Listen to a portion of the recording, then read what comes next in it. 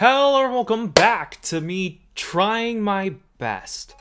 In today's video, we're going to be going over every single Kamen Rider Build best match and explain why it is the way it is. Now, I know there have been a few other videos on this topic before in the fandom, and shout out to those guys, by all means.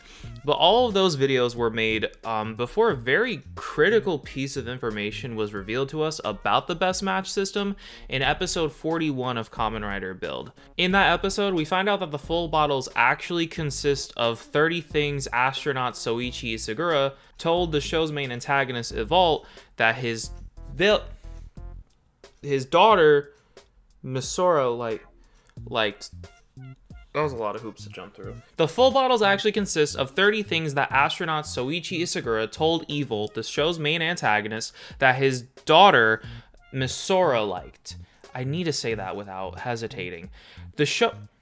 The full bottles actually consist of 30 things that astronaut Soichi Isagura told Evolt, the show's main villain, that his daughter Misora liked. I don't know if I'm just bad at writing, or if that actually is just a lot there. They also consist of 30 things that could destroy the 30 things that Misora liked. So in this video, we're going to be identifying which of the full bottles are the things that Misora actually liked, and how exactly is its best match meant to destroy it. I hope this is interesting. さあ、実験を始めようか。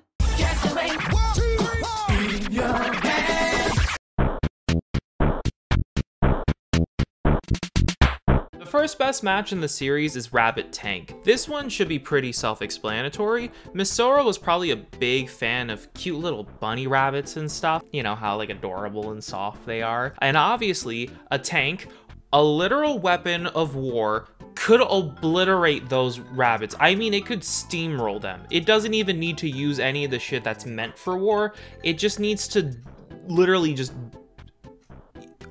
I don't want to explain it. These are on like two complete opposite ends of the spectrum. Like they literally could not be any further apart in terms of how like threatening / innocent they are, making this a really great example for how everything should work, to be honest with you, and also making it like a great base form for the rider at that point. The second set is Gorilla Diamond, and it's not difficult to imagine a little girl liking diamonds. They're shiny and go on jewelry and stuff, and gorillas with their big huge fists could smash a diamond into a bajillion little bits. The next one is Hawk Gatling, and hawks are nice because they fly around and they're all majestic and stuff, and you can watch those like wildlife vet documentaries about them. But how do you kill something in the air? By shooting it, of course, with a gun. And a Gatling gun is one of the most destructive guns imaginable, at least from what my understanding of what a Gatling gun is. This one's actually pretty fun to think about. Ninja Comic. Kids love comic books, right? They're bright and colorful and like full of stories and action and stuff. They're dope, right? And comic books are made of paper. And how do you cut paper? With a fucking katana, of course. Therefore, I dictate that this best match is logically sound. Alright, so Rocket Panda. Pandas are cute and cuddly and all that stuff. And I suppose that if you were to shoot a rocket at anything, really, it would just blow up. Fire Truck Hedgehog. This one can be interpreted in one of two ways, really. Either A, Misora really loved fire trucks when she was little, and a hedgehog with its like pointy little spines could pop a tire, or she's a really big fan of Sonic the Hedgehog, and her dad just loves the imagery of navy blue roadkill. Lion Vacuum Cleaner. I'm going to assume that Misora had a thing for lions as a kid, because the only alternative to that is to assume that she really liked vacuum cleaners. So with that in mind, household cats are afraid of vacuum cleaners, right? I know dogs are. And what's a lion besides a really big cat? Dragon Lock. Oh, this one is a good one. I like this one a lot, actually. Kids love dragons, and in classic fairy tales, the only way to really stop a dragon from destroying an entire village, or like just existing, I guess, is you lock it away. You lock it away in like a dungeon or a tower with a lock. The only thing that's stopping the dragon from getting out is a lock. That's tight. Come on. Pirate Train is the next one, and this one is cool. Japanese kids love trains, as far as I can tell. I don't know too many, but yeah, they love trains. It's because it's like one of their like main modes of transportation. It's like so ingrained in the culture over there. And a pirate on a train doesn't sound like it would end well to me, I'm being honest. Octopus light bulb. Octopi are dope. They swim in the ocean and they taste delicious on sushi. I hope that's the main context because they're not really cute or anything like that. And if Pokemon had taught me anything, it's that water conducts electricity, and since the proper title for this form is Octopus Light, I would imagine that that same sort of rule applies here, where it's just like the octopus is getting zapped by like an electrical current that maybe is coming from a light bulb. Yeah. Phoenix Robot.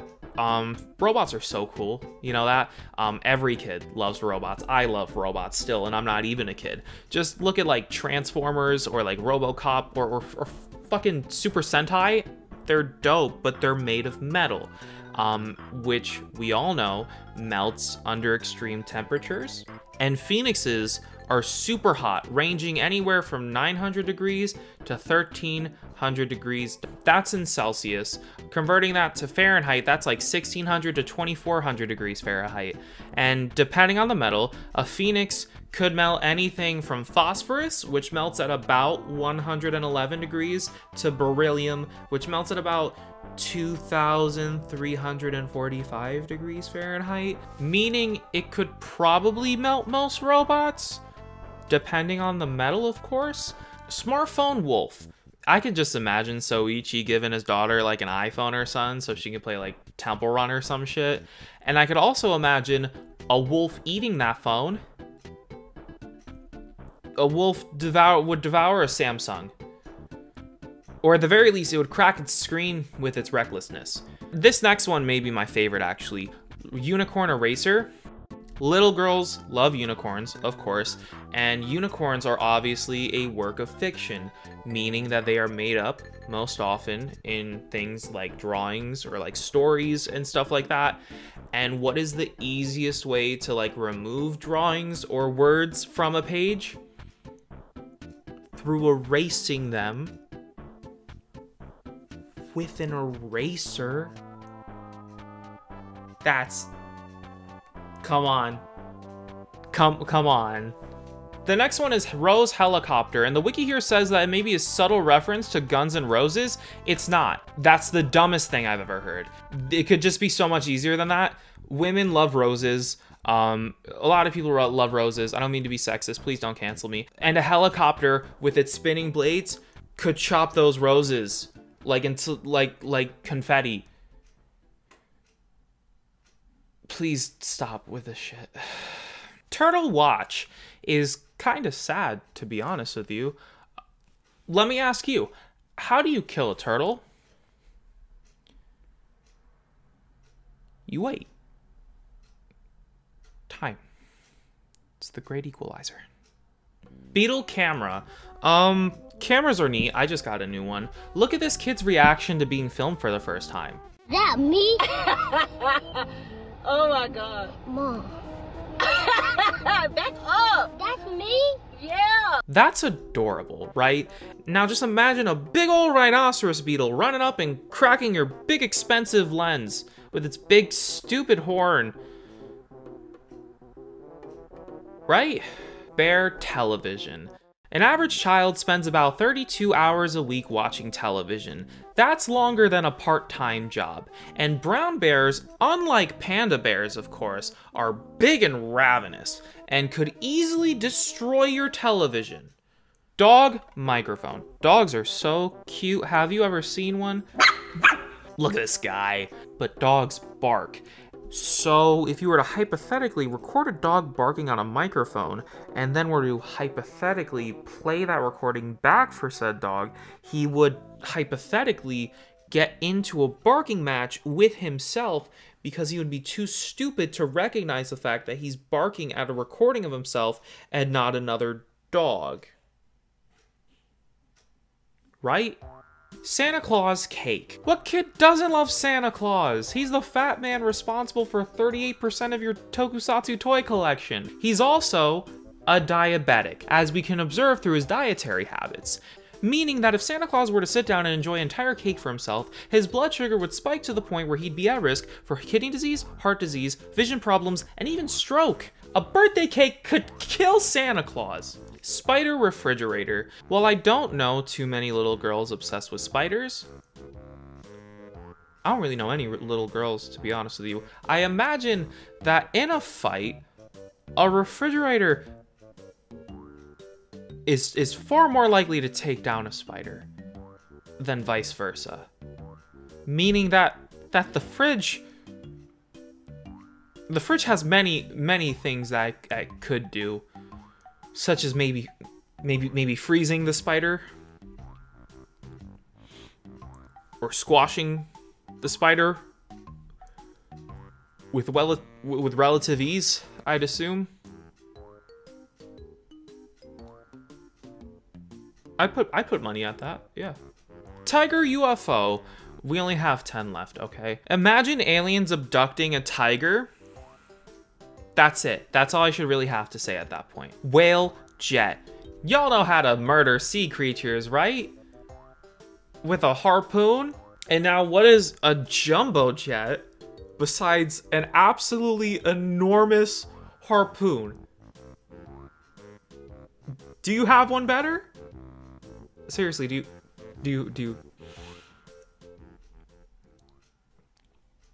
you have anything better than that? Deer pyramid. A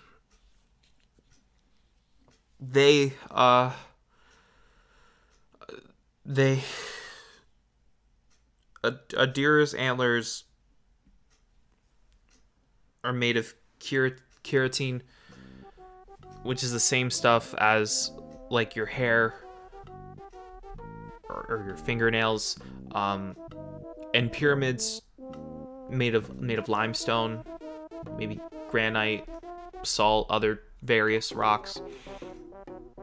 If you were to attempt to hypothetically carve a rock using your fingernail, they would more than likely break. Which literally means nothing. Giraffe fan. Giraffes are so cool. Have you seen how long their necks are? Imagine that being sliced open by a spinning blade. Penguin skater. Penguins are so cute. There are tons of movies about them. Hell, I love penguins, right? And as your resident penguin expert, I can probably tell you that a penguin can slide around on its tummy, of course, but that doesn't mean, I don't think it means that it could beat Tony Hawk in a race. I really would know who would win. Ghost magnet. This is ironically the only time I could have actually imagined vacuums making sense here. And yet ghosts levitate things with their ghostly powers, and so do magnets. And if you could get a really powerful magnet, I'd assume that you could probably move metals far more efficiently than a ghost could, because they're not real. Shark bike. Y'all remember that episode of Happy Days where the Fonz jumped over a shark on his motorcycle? That's what's happening here. The Fonz literally own that fucking shark. You can't tell me I'm wrong, all right? Bat engine. We're almost done, I promise. Have you ever got a bat in your car engine? It's no good. Wasp submarine.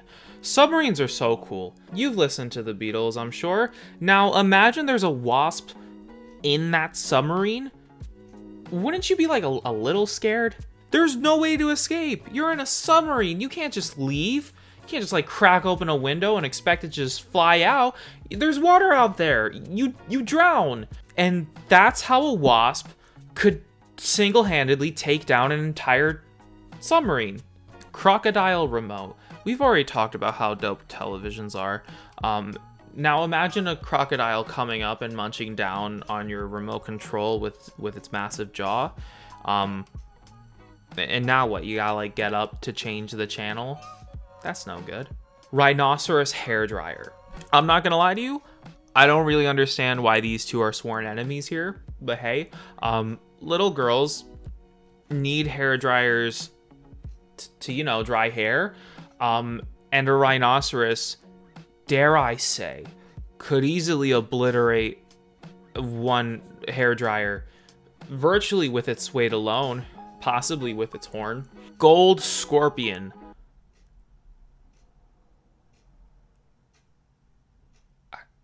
I have nothing. I don't. Formula One dinosaur. A Formula One race car runs off fossil fuel, and dinosaurs, being extinct and all, are now fossils, meaning that the destruction of these dinosaurs is literally what fuels a Formula One race car. That was kind of neat, right? That one's not. Maybe this ain't so bad, right? Like, all right. What's the last one? Cup of Noodles energy drink. What the fuck? Have you ever dumped Monster Energy into your cup of noodles? I have. It's awful. And with that, we've thoroughly explained every single best match from Kamen Rider Build. And I know this is different from a lot of my other videos, but I hope you liked it, really. Kamen Rider Build truly is one of my favorite seasons of Kamen Rider.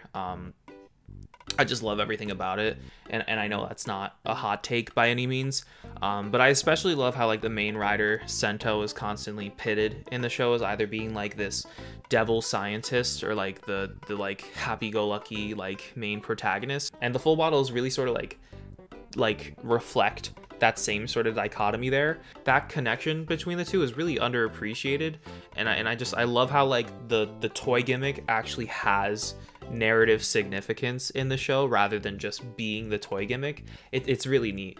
Anyways, I'd love to see you in my next video, even though it's probably not going to be like this. Regardless though, hopefully I'll see you then. Bye bye.